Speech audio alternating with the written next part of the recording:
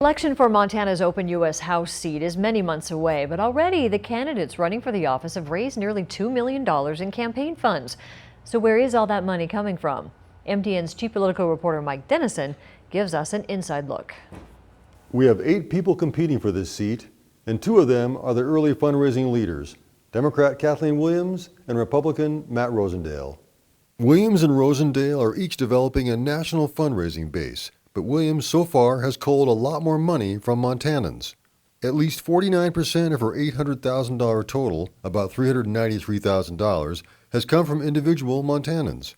I say at least because she's also received another $234,000 from small donors who aren't required to list their address, and it's likely an equal percentage or more of this money came from Montanans as well.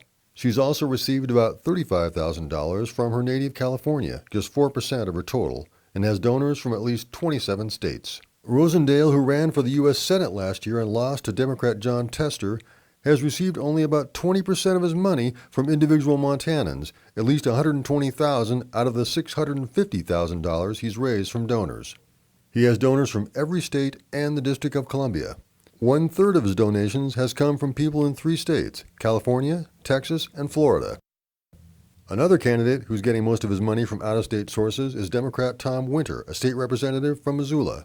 He's raised almost $200,000, but only about 15% from Montana donors. Winter is originally from Kansas City, and almost 1/4 of his money has come from either Kansas or Missouri. The other candidates are getting the majority of their campaign cash from Montanans, but they've also raised a lot less of it.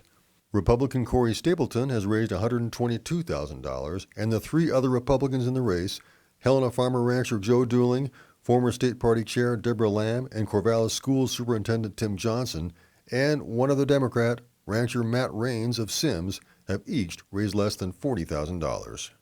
Now, money isn't everything in a campaign, but Williams and Rosendale look like the early favorites in their respective primaries. And I think we can say this race will continue to attract donors from around the country. In Helena, Mike Dennison, MTN News.